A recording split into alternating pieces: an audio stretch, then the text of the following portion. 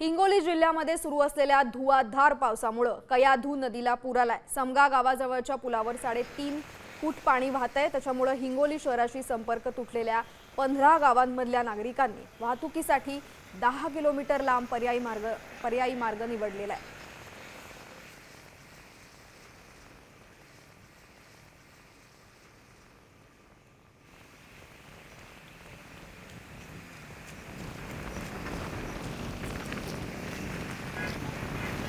दरम्यान ड्रोन कॅमेरामध्ये कैद झालेल्या या हिंगोलीतल्या पूर परिस्थितीचा आढावा घेतलाय आमचे प्रतिनिधी संदीप नागरे यांनी। पाहूया।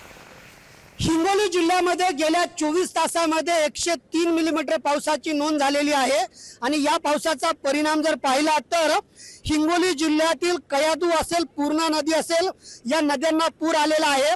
हे जे दृश्य आहे ते हिंगोली शहराच्या जवळ असलेल्या समगा नदीवरचं आहे आणि तिकडच्या भागामध्ये पाहिले तर मध्यरात्रीपासून या ठिकाणचा संपर्क जो आहे तो नागरिकांचा पूर्णपणे तुटलेला आहे। सकाळी या ठिकाणी 7 वाजल्यापासून आपण नागरिकांना या ठिकाणी सांगत आहे की पूर परिस्थितीमध्ये स्वतःच्या जीवाला धोका होईल अशा परिस्थितीमध्ये आपण या पुलावरून जाणं येणं करू नका। पाण्यात ओसरल्यानंतर तुम्ही या ठिकाणी जाणं येणं करा। माननीय तहसीलदार साहेब, माननीय तलाठी साहेब यांनी या ठिकाणी येऊन जनतेला आवाहन केलेले आहे की या पूर परिस्थितीमध्ये कुठल्याही परिस्थितीत पाणी उतरल्याशिवाय आपण या पुलावरून जाणं येणं करू नये। एकंदरीतच या पावसामुळे शेतकरी राजासह नागरिक देखील सुखावल्याचं चित्र हिंगोली जिल्ह्यामध्ये आहे।